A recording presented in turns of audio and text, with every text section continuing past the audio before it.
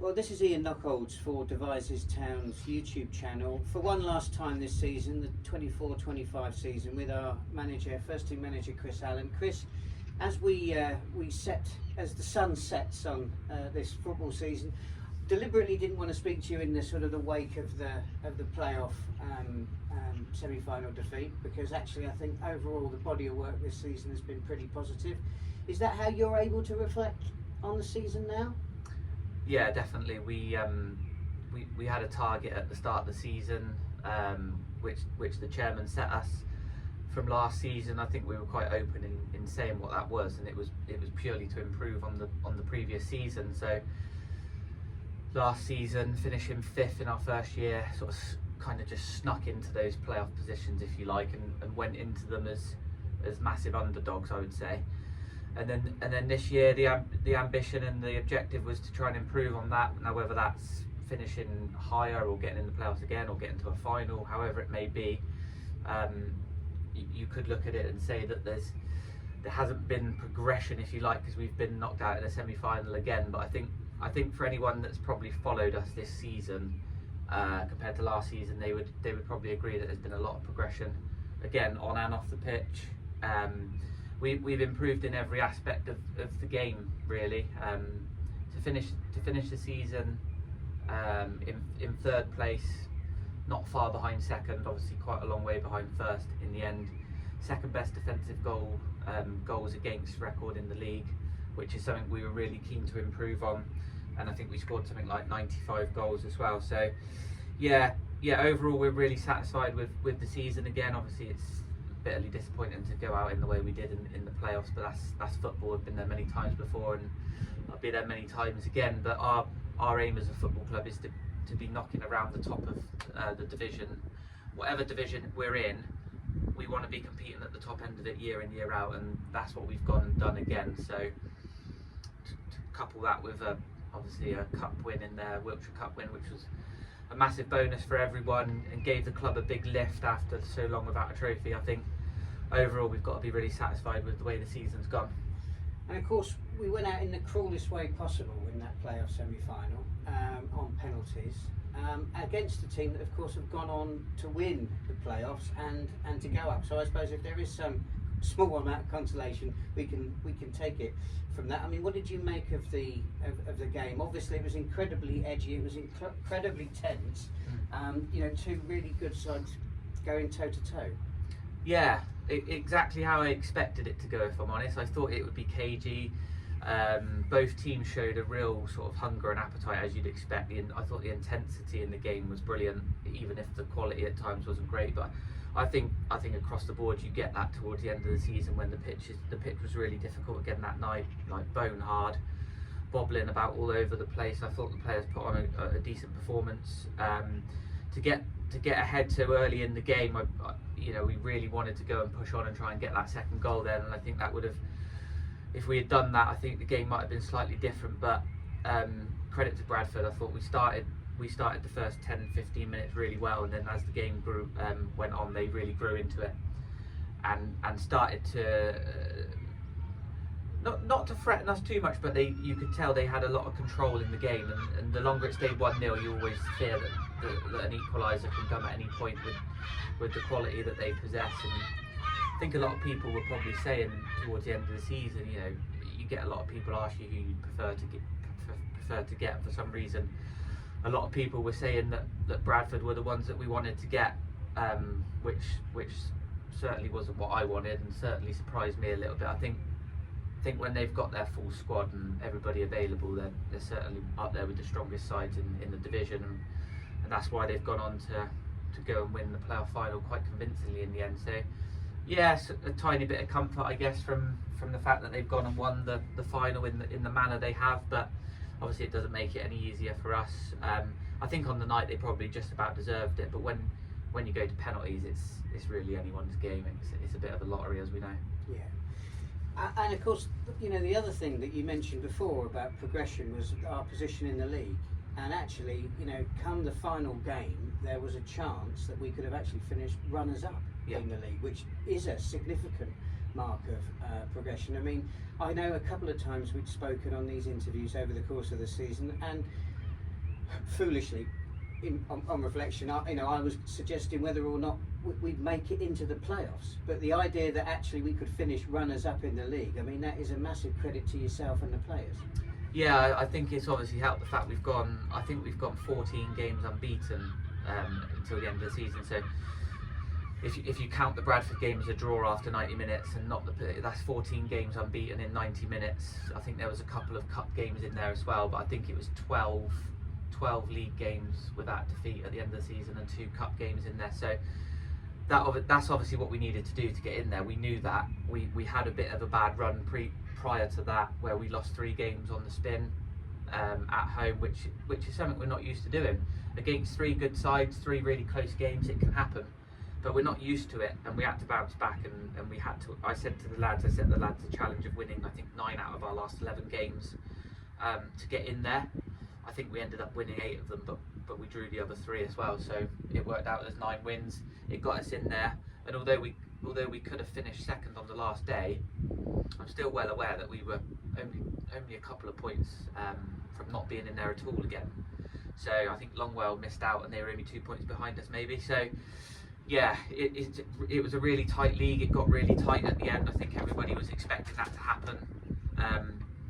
Don't think many people probably seen Halland running away with it like they did in the end, but credit to them, they were the ones that stayed really consistent and thoroughly deserved to win the league. But yeah, ultimately we were 90 minutes away from finishing runners up. We went into that game against Bristol Telephones at the end of the season in a bit of a difficult position, because all of the other teams in the playoffs didn't have that game on the Saturday. They were resting up, ready for the playoffs. So we had to manage the squad and try and rest players I wanted to rest for the playoff game. But we also went into the Telephones game not knowing who we were going to be up against. We knew we would get a home game against Wells or Bradford, but the way we approached the game was obviously to try and win it, whilst trying to rest players at the same time.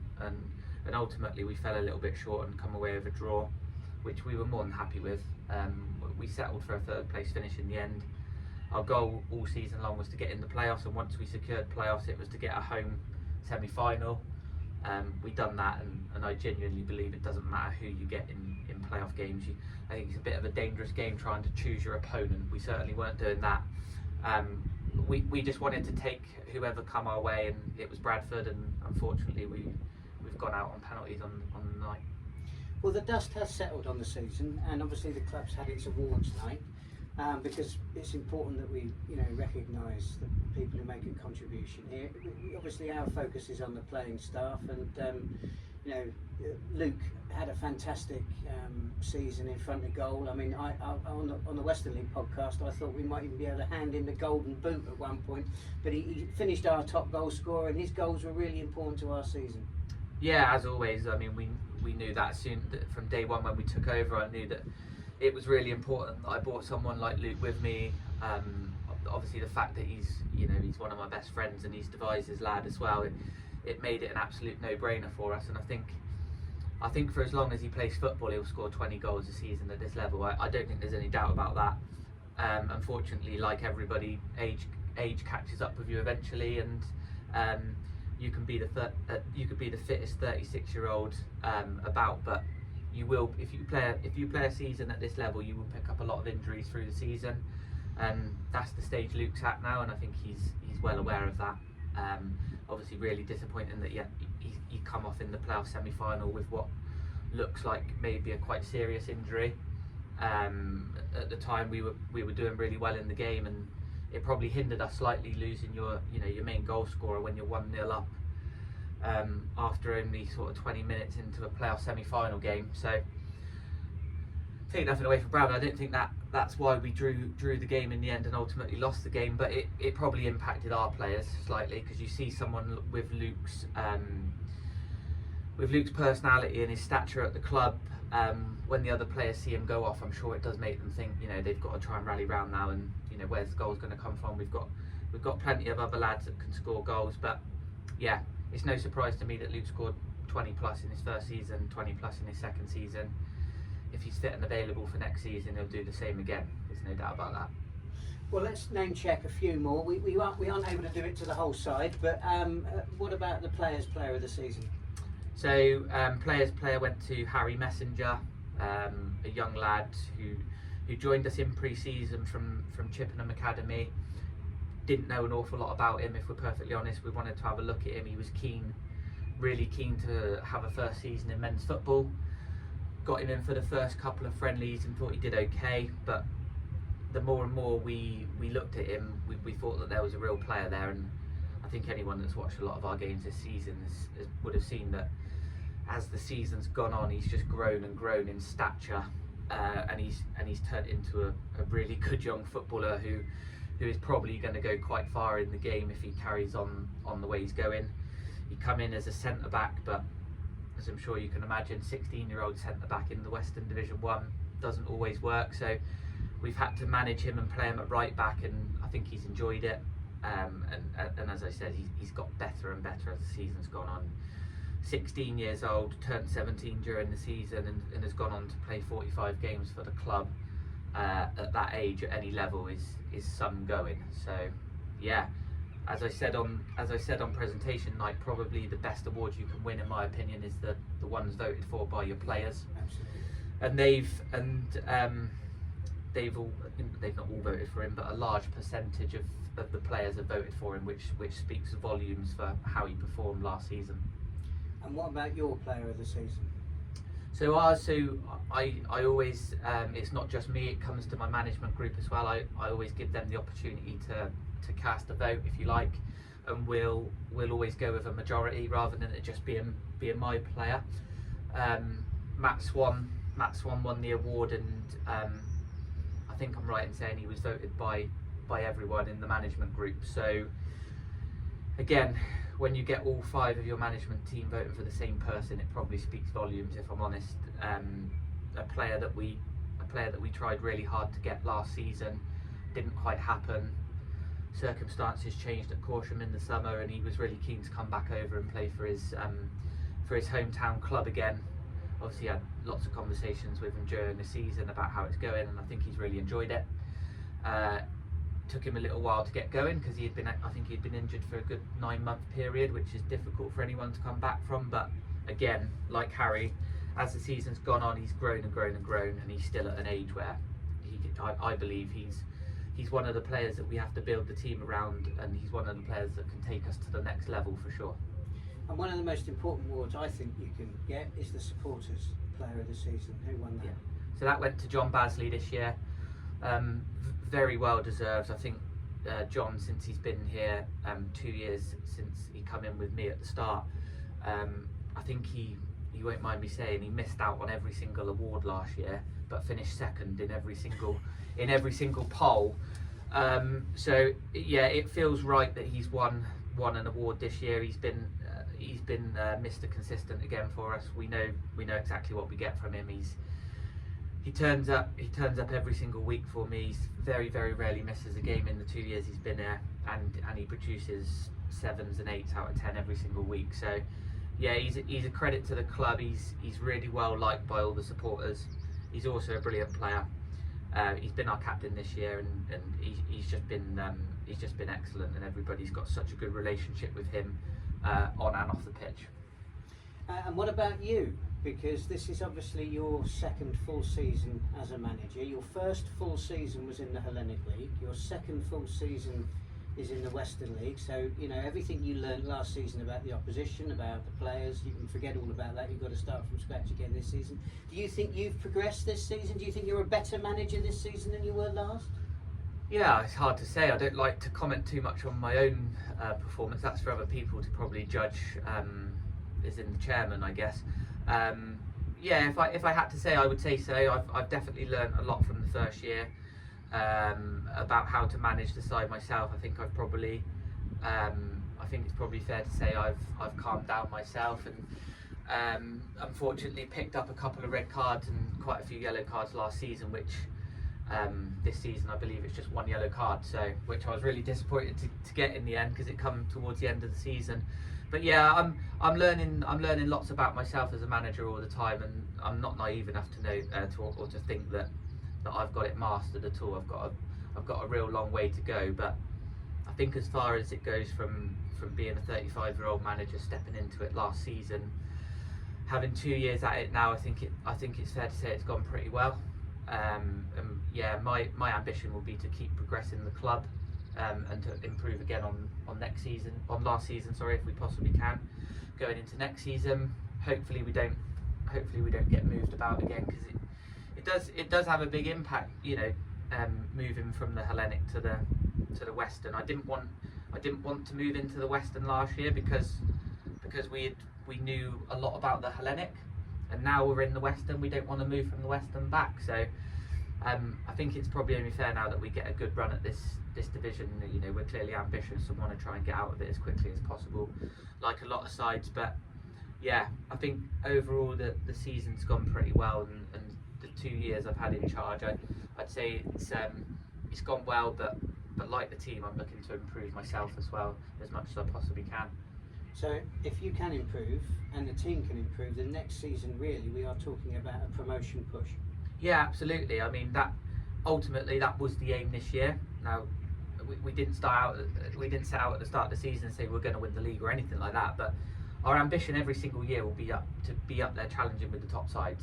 And if that means that we're up there challenging all season and we win the league, then that's brilliant. If it means that we have to go into another playoff campaign, then we'll do it.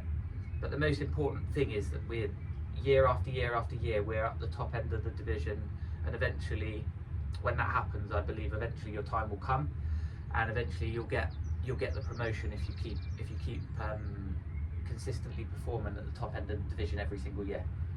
One final word then, for the people who make this club what it is, the supporters, but also the volunteers, particularly the matchday volunteers and the committee and the people behind the scenes who put so much into developing the club both on and off the pitch. I think I'd like to think we can all look back on a really satisfying campaign. But from your perspective, what do those people mean to you and the players?